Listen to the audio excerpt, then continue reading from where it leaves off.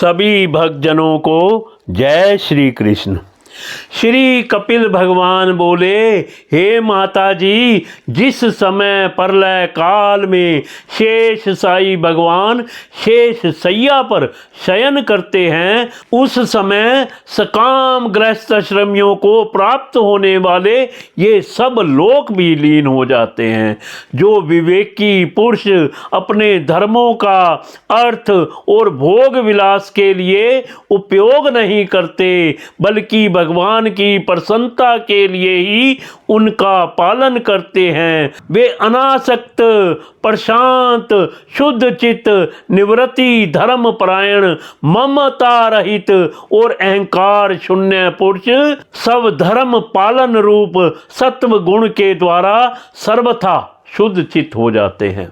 वे अंत में सूर्य मार्ग, अची मार्ग या देवयान के द्वारा सर्वव्यापी पूर्ण पुरुष श्री हरि को ही प्राप्त होते हैं।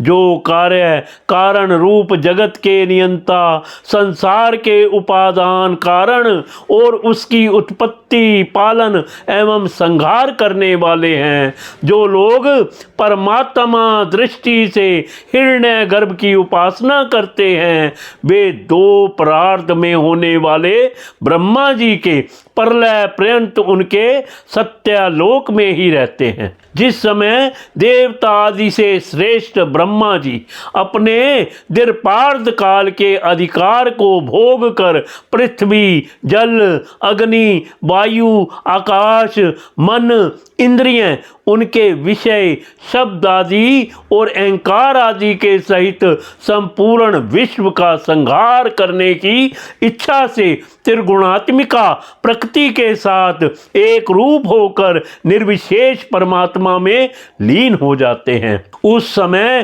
प्राण और मन को जीते हुए वे विरक्त योगी गण भी देह त्याग कर उन भगवान ब्रह्मा जी में ही प्रवेश करते हैं और फिर उन्हीं के साथ परमानंद स्वरूप पुराण पुरुष पर ब्रह्म में लीन हो जाते हैं। इससे पहले वे भगवान में लीन नहीं हुए, क्योंकि अब तक उनमें अहंकार शेष था। इसलिए माता जी, अब तुम भी अत्यंत भक्ति भाव से उन श्री हरि की ही चरण शरण में जाओ। समस्त प्राणियों का हृदय कमल ही उनका मंदिर है और तुमने भी मुझसे उनका प्रभाव सुन ही लिया है।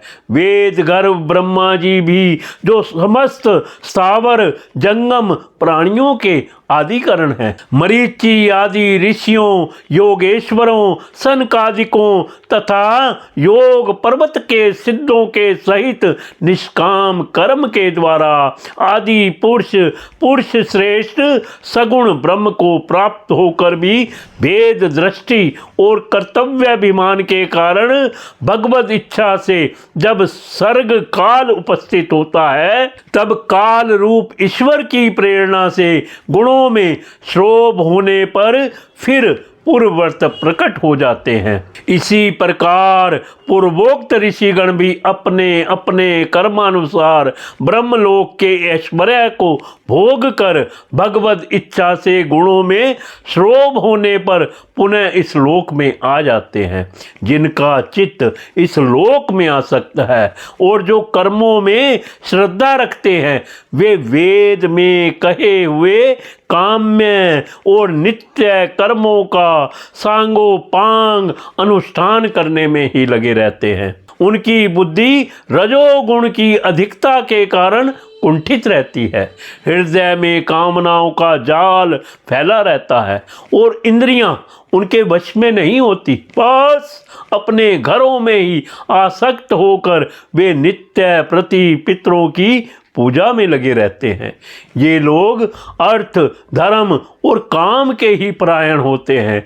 इसलिए जिनके महान पराक्रम अत्यंत कीर्तनीय हैं, उन भव भयहारी श्री मधुसूदन भगवान की कथा वार्ताओं से तो ये विमुख ही रहते हैं। हाय विष्टा भोजी कुकर सूकर आदि जीवों के विष्टा चाने के समान जो मनुष्य भगवत कथामृत को छोड़कर निंदित विषय वार्ता कथाओं को सुनते हैं वे तो अवश्य ही विधाता के मारे हुए हैं। उनका बड़ा ही मंद भाग्य है। गर्भाधान से लेकर अंत्येष्टि तक सब संस्कारों को विधि पूर्वक करने वाले ये सकाम कर्मी सूर्य से दक्षिण ओर के पितृयान या धूम मार्ग से पितीश्वर अयरमा के लोक में जाते हैं और फिर अपनी ही संतति के वंश में उत्पन्न होते हैं।